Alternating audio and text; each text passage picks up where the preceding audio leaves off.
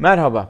Bugün size değişik bir konudan bahsedeceğim. Benim özel sohbetler dışında çok anlattığım bir konu değildir bu. Sağlık astrolojisi. Belki bilmeyenleriniz vardır. Ben Türkiye'deki ilk sertifikalı astrologlardan biriyim. Ancak bu işi para karşılığı yapmıyorum. Size daha çok hizmet etmek için bu bilgileri toparladım. Şimdi tek tek vakit kaybı olmasın diye Koç'la başlayıp Balık'la bitirecek şekilde burçların genel temel özelliklerini anlatacağım. Fakat sağlık astrolojisi deyince bu bir genelleme. Ama aynı sizin astrolojik haritanızda yükselen burç, Ay burcu, elemanların birbirine yaptığı etkiler, bunların hepsi çok fark eder. Örneğin birinci evinizde yükselene komşu bir Satürn gezegeni varsa genelde hayat boyu daha ince kemikli, daha ince olma eğiliminde olabilirsiniz. Küçükken çelimsiz ama yaş ilerledikçe geç yaşlanan bir tip olabilirsiniz. Jüpiter varsa büyüten, genişleten, genelde mesela birinci evinde biraz uygunsuz açıda alırsa mesela Jüpiter olanlar hayat boyu hep kiloyla, şekerle, kolesterolle uğraşmak zorunda kalabilirler. Şimdi ben tek tek şöyle bir genel burçları özellik olarak geçeyim. Ondan sonra daha spesifik olarak gireriz. Şimdi biliyorsunuz astrolojide 21 Mart'la beraber Koç burcu giriş yapar. Başlangıç enerjisidir. Çok enteresan bir şekilde yukarıdan aşağı doğru burçlar bize etkilerini gösterirler. Yani Koç burcu kafayı temsil eder. Özellikle gözlerin bir kısmını, baş bölgesini. Koç genelde baş bölgesini yönetir de gözlerin bir kısmı, hatta dişlerin bir kısmı, özellikle yüz ve kafa bölgesi Koç burcu tarafından yönetilir. Biliyorsunuz yönetici gezegeni Mars. Koç burçların mesela sıcağa maruz kalırlarsa, çok güneşlenirlerse veya çok sıcağa maruz kalırlarsa yüzleri hemen çok kolay kızarır. Gözleri kolay kızarır. Aynı zamanda kolay sivilcelenme eğilimleri olabilir veya kırmızı nokta eğilimleri olabilir yüzde. Kılcal damarlarında genişleme, kızarıklık olabilir. Sıcak ve çok acı yedikleri zaman hemen alınlarında bir terleme olur. Özellikle erkeklerde saçlarında terleme olabilir. Hızlı konuşabilirler ve genelde yüksek sesle konuşabilirler. O yüzden çok fazla konuştukları, bağırdıkları zaman biraz enerjilerini daha sonra kaybedebilirler. Tatlı sohbetli de oldukları için bazen de ağızlarında lafı tutamayabilirler. Şimdi bu burcun gezegeni olan Mars bir başlangıç enerjisi olduğu için enerjiyi verir. Yani genelde başlangıç enerjisini verir. Aynı zamanda bu kişiler birazcık meydan okumayı da severler. Koçlar iyidir. Başlangıç enerjisi ve pasif olmamak için iyidir. Ama dozu kaçırırlarsa bazen agresif, çok bağıran veya çok atak, hatta biraz bazen de fiziksel şiddete eğilim olabilir. Bu ancak çok bu enerjileri yükseldiği, dengede olmadığı zaman olur. Yoksa koçlar tatlı dillidir. Esasında güzeldir. Boğa burcu ise şimdi nasıl aşağı doğru iniyorduk? Boğaz bölgesini yönetir. Boğa burçlarına dikkat edin. Tiroid hastalıkları ve dil de biraz, dilin özellikle arka kısmı da boğa burcu ile ilgilidir. Faranjite eğilimleri vardır. Mesela boğaz iltihaplarına, boyun fıtıkları, boyun ağrılarına eğilimleri vardır. Genelde boğa burçları yükselen burca göre değişse de daha kalın bir boğaz yapısına sahiptirler. Tok bir duruşları vardır boğa burcunun. Toprak ve sabit bir eleman olduğu için de boğa burçlarında özellikle zor hastalansalar da zor iyileşirler. Yani kronik hastalıklara eğilimleri vardır boğa burçlarının. Genelde tutucu, biriktirici enerjiler vardır. Mesela kolesterolleri yükselme eğilimde olabilir. Şekere eğilimleri olabilir. Ürik asite eğilimleri olabilir. Eğer iştahını dengelemezlerse. Yalnız boğa burçlarının dildeki tat reseptörleri bizim gibi diğer burçlara göre daha gelişmiş ve kuvvetli hissettiği için lezzetsiz yemek yemeyi sevmez boğa burcu. O yüzden tatlıya düşkünlüğü vardır. Yönetici gezegeni de Venüs, tatlı yedirme eğilimi vardır biraz. Boğa burçları lezzetsiz yemeyi sevmez. Doğuştan gurmedirler. O nedenle de bazen iştahı dengeleme sorunları olur. En sevmediği kelime hadidir. Boğa burçlarını biraz sabah rahat bırakacaksınız. O bir kahvesini içecek, biraz bir ayılacak, biraz kendine gelecek. Ondan sonra kendine gelir ve ketumdur boğa burcu. Tutma enerjisi olduğu için sırrınız da iyi saklar. Ödeme de eğilim vardır. Sabah kalktığında çok tuzlu yediyse akşam, ağır yediyse, çok tatlıyı kaçırdıysa sabah biraz ödemli kalkar. Biraz sabah yapacakları hafif bir ısınma hareketi veya bir ham ipek kese masajı, kalbe doğru lenfleri çalıştıracak bir sade kahve veya idrar atmayı sağlayan bir koyu bir yeşil çay, siyah çay onlara iyi gelir. Sabah bir kendine gelirler.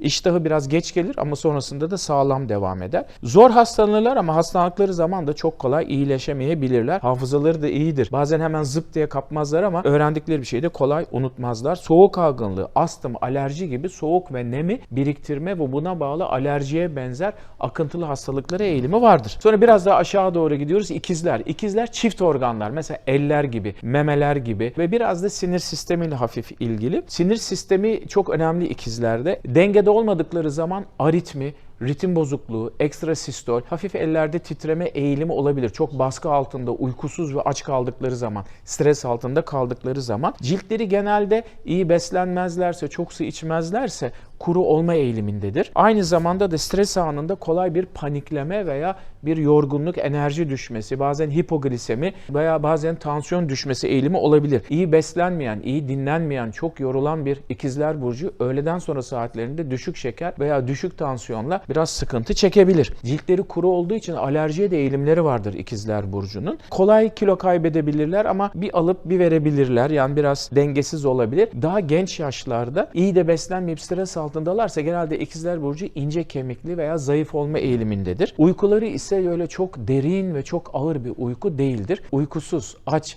ve stres altında bırakırsanız, hele soğuk ve rüzgara maruz kalırsa dengesi bozulur. Yine devam ediyoruz. Geldik Yengeç burcuna. Şimdi biraz daha aşağı indik. Yengeç ise mideyi temsil ediyor. Her burcun yönetici olduğu bir organ var. Yengeç de su burcu olduğu için onlar da sezgileri kuvvetli ama duygusal hassastır. Yengeç burcu kolay küser. Gizli depresyon yengeçlerde yaygındır. Hani yükselen burcu yengeç olanda da genelde stres anında, üzüldüğü zaman, özellikle anneyle ilgili travma yaşadığı zaman midelerine vurur. Onların midede asit fazlalığı ve reflü olayı yengeçlerde duygularla bağlı olarak yaygındır. Çok ekşili, acılı, kızartmalı, ağır, kızartma hamur işi gibi yedikleri zaman gastrit ve reflü sorunları yaygındır. Duygularını hep içe atarlar. Şimdi yengeç burcu biraz da beslemek ister. Erkeği bile anaçtır yengeçin. O besleme, yedirme ihtiyacını görmezse de biraz duygusal olarak rahatsız olur. Diğer su grubu burçlarda olduğu gibi yengeç burcu insanların da hormonları hassastır. Mesela kadınlarda memeden süt gelmesi veya genel olarak hormonlar, adetlerle ilgili sorunlar genelde onlar için önemlidir. Hamile veya kaldıktan sonra lohusalıkta emzirme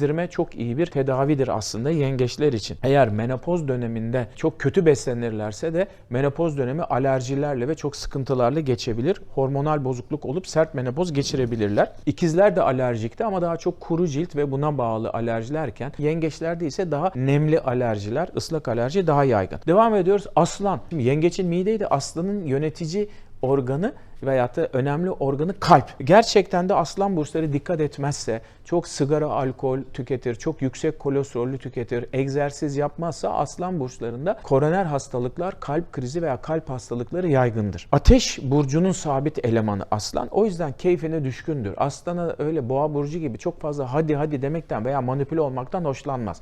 Ama ona güzel böyle ortamlar sağlarsanız, biraz da vay sana spor çok yakışıyor gibi biraz da motive ederseniz aslanlara spor çok iyi gelir. Ama onun için motive olmaları gerek. Mesela aslan burcu hastalar hem iyidir hem zordur biz doktorlar için. Çünkü emir almayı sevmezler. Sen yaparsın vesaire gibi, hani egoyu besleyerek giderseniz o zaman programı güzel uygularlar. Eğer ileri yaşta hareketsiz kalır, yağlı beslenir, stres altında kalırsa o zaman kalbe dikkat etmesi lazım.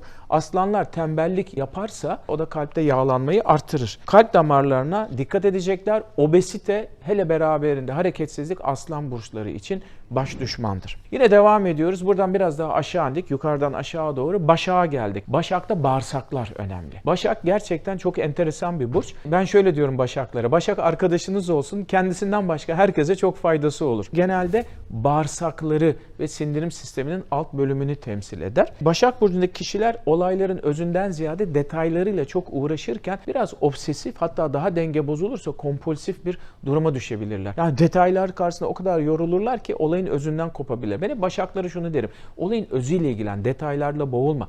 Bırak detayları. Çünkü aşırı hijyene düşkün olabilirler. Çok fazla el yıkamak, evin temiz olması, yani yorgun düşer. Zihinleri yorgun düşer Başakların. Bu sefer de stres altında olursa bağırsaklarına vurur. Kolit, kabızlık, gaz, yani bu gibi şikayetler Başaklarda oldukça yaygındır. Bol su içmeleri lazım. Ben Başaklara da ara ara belli dönemde bir probiyotik veririm ki bağırsak florası iyi olsun diye. Ama su, özellikle sıcak su içmek, hele soğuk aylarda Başaklar için bir ilaç gibidir. Susuz kalmamaları lazım. Rezene çayı ve bol sıcak su içme iyi gelir. Probiyotik iyi gelir. Bir de uyku. Eğer bir ikizler veya Başaksanız, yani Merkür yöneticisi bir burçtaysanız, öğleden sonra İslami literatürde kaylula denen, Batı dillerinde siesta denen böyle bir 15-20 dakika, maksimum yarım saat ve öğleden sonra ayakları yukarı kaldırıp hafif bir şekerleme inanılmaz iyi gelir Başak burçlarına. O yüzden beyni dinlendirir, tekrar fabrika ayarlarına geri dönerler, enerjiyi toplarlar. Bir de bağırsakları üşütmemeleri lazım Başakların. Evet, geldik Terazi burcuna. Terazi burcu böbrek böbrekler, birazcık da bel, böbrek hizasına yakın bel kısmı onun hassas organları. Dikkat edin, terazi zaten hep ikili ilişkiler çok önemli. Hani koç benken terazi biz gibi. Bu da Venüs tarafından yönetiliyor terazi burcu. Böbrekleri en çok yönetir. Aynı zamanda böbrek hizasına yakın sırt bölgesi, bel bölgesi, o da terazinin etki altında. Aşırı ve yanlış ağırlık çalışmaları, susuz kalma, çok kaba ortamlarda şiddete maruz kalma teraziler için çok hasta edici bir olay. Terazileri yorar. Metabolizmaları dikkat etmeleri lazım. Eğer tatlı düşkünlüğü var, Venüs yönetici burcu olduğu için aşırı tatlı yerlerse, yeterince de su içmezlerse şeker hastalıklarına terazilerin de boğalar kadar olmasa da bir eğilimi olabilir. Teraziler için düzenli hafif egzersiz yapmak çok iyi. İlaç gibi gelir. Çok bol su içmesi lazım. Böbrekleri sürekli bol su içerek temizlemesi lazım. Susuz kalırlarsa böbrek taşı olma ihtimali de olabilir. Ciltleri de hassastır ama böbrekleri iyi toksin atarsa, bol sıvı alırlarsa pek fazla bir sorun olmaz. Teraziler için de genelde agresif ortamlar dengelerini bozar. O zaman doğru karar veremezler. Psikolojik olarak da huzursuz olabilirler. Akrepler biraz daha aşağı indik. Genital organlar. Dönüşümü temsil eder. Şimdi çok fazla sigara içmek, aşırı kilo, fazla kimyasal maddeler, elektromanyetik kirliliğe maruz kalmak, cinsel hijyene dikkat etmemek akrep burçlarında diğer burçlara göre daha çok kanser riskini arttırabilir. Genital kanserler veya cinsel hastalıkları eğilimleri olabilir. Akrep burcu ikna olursa bir işi sonuna kadar götürür ve güzel bir şekilde yapar. Hormonları ve duyguları akreplerin hassastır. Sezgileri çok güçlüdür. Meraklıdırlar ama bir tedavi sonuna kadar götürebilirler. Yaylar ise neşeli, şanslı burç yaylar. Çünkü yönetici gezegeni Jüpiter uyluk bölgesi ve karaciğeri en çok yönetir. Mutlaka ve mutlaka Allah son dakikada yaylara yardım eder. Ya iyi bir doktor, ya iyi bir ilaç, ya iyi bir tedavi yöntemi, bir şekilde onları bulur. Doğa ve doğa içinde yapılan sporlar yayların ilacıdır. O yüzden yayları çok sıkmak, aşırı katı kurallar, saatli, disiplinli, böyle çok boğucu şeyler, tedavi planları yayları boğar. Stresini arttırır. Fazla alkol yaylar için de iyi değil. Karaciğerlerini çok olumsuz etkiler. Fazla kimyasal ilaç da onlara iyi gelmez. Aşırı yemek de özellikle karaciğer yağlanmasına, çok hamur işi, karaciğer yağlanması yapar. Buna dikkat etmesi lazım. Hacamat tedavisi bütün burçlar için faydalı ama belki en yararlı olduğu burçlardan biri de yay burcudur. İyi spor yapan ve iyi beslenen bir yay burcu güzel bir vücuda sahip olur. Kolay kolay da hasta olmaz. Hastalığı da çok ciddi bir şey değilse fazla da takmaz yay burcu. Oğlak ise tam bir disiplin burcu. Satürn yöneticisi çünkü. Tabii Oğlak burcu dizleri, dişleri, kemikleri ve eklemleri temsil eder. Dikkat edin, çoğu Oğlak burcunun hayatının bir döneminde mutlaka diş veya diz problemi veya kemik sıkıntısı illaki rastlanır. Ciltleri de kurudur. Hatta bazen çok kurursa kuru sedef gibi veya egzama gibi rahatsızlıklar olabilir. Oğlak burcu biraz da gizli depresiftir. Çünkü içinde tutar. Yani her şeyi çok disiplinli yönetmeye çalışır ama bir müddet sonra da ruhen yorgun düşebilir. Duygularını çok kolay da dışarı vurmaz. Bir ikizler gibi hemen konuşmak veya bir yay burcu gibi espri yapmak, duygularını çok içinde tutmasa iyi olur. Ilık böyle yağlı masajlar onlara çok iyi gelir. Rahatlatır sinir sistemine de. Duygularını güvenli bir ortamda paylaşma onlara iyi gelir. Bol su içme, özellikle keçi sütü, keçi peyniri, kalsiyumu yüksek gıdalar onlar için iyi. Çünkü kemik erimesi de ileri yaşta, özellikle menopoz çağındaki hanımefendilerde yaygın olabilir. D3 vitamini ve kalsiyumun belki de en gerektiği burç diyebiliriz. Biraz güneşlenme de iyidir. Bir kişi böyle Satürn etkisindeyse ben hemen anlarım. O kişinin göz altları biraz siyahlaşır, hafif kamburlaşır ve cilt rengi biraz matlaşır. Derim ki Satürn etkisinde, çok Oğlak etkilerinde. O zaman özellikle bol su içmek, göz altına hafif bakım yapmak, geriye doğru esnemek, stretching yapmak, kasları uzatıcı egzersizler yapmak onlara çok iyi geliyor. O zaman yoga, pilates, yüzme, soğuk olmayan suda yüzme onlar için iyi. Yavaş yavaş sona geliyoruz. Şimdi zeki kovalara geldik. Kovayı Uranüs yönetiyor. Sıra dışıdır. Teşhis konamayan hastalıklar kovalarda yaygındır. Çünkü Uranüs ne zaman ne olacağı belli olmaz. Hatta genel olarak da astrolojik haritanızda kova burcu illa olmanız şart değil. Uranüs farklı açılar alıyorsa tanı konamayan, zor teşhis edilebilen hastalıklar çıkar. Zeki bir burçtur ama her zaman çok akıllı değildir kovalar. Zeki ve akıllı olan kova çok başarılıdır. Siz daha lep demeden leblebiyi anlar, bir konuyu hemen bitirir. O yüzden bazen kovalar da çabuk sıkılabilirler. Çok zeki oldukları için. Negatif yönlerini çözememiş, bununla yüzleşip tedavi edememiş olan bir kova burcu da biraz da agresif olabilir veya sinirli olabilir veya depresif olabilir. Kendi ve çevresindekileri zorlayabilir. Sinir sistemi hastalıkları kovada daha da aşağı indik. Özellikle dolaşım bozuklukları kovalar için önemli. Bir de 10-15 dakikalık böyle bir öğleden sonra sessiz kalıp uyuklama, yani kaylula veya siesta da kova burçları için oldukça iyi ve dinlendirici. Yine ılık, rahatlatıcı yağlarla yapılan masajlar da kovalara iyi gelir. Ama kovalar için önemli olan çabuk sıkılmamak. Bir tedavi, bir diyet, bir spor programı. Çünkü çabuk sıkılırlar, çabuk bıkabilirler. Bir de teknolojiye çok meraklı olduğu için aşırı teknolojik aletlerle uzun süre iç içe olurlarsa o da onların sinir sistemlerine aşırı bir yük oluşturabilir. En son olarak balıklara geldik. Balığın yönetici gezegeni Neptün. Balık burcu ayakları yönetir. Biraz da lenf dolaşımını yönetir. Balıklar da genelde dikkat etmezlerse aynı balık gibi biraz daha kıllı vücutlara sahip olabilirler ve orta bölgeleri daha kolay yağlanır. Gece de erken yatmayı sevmez. Şu balık burçları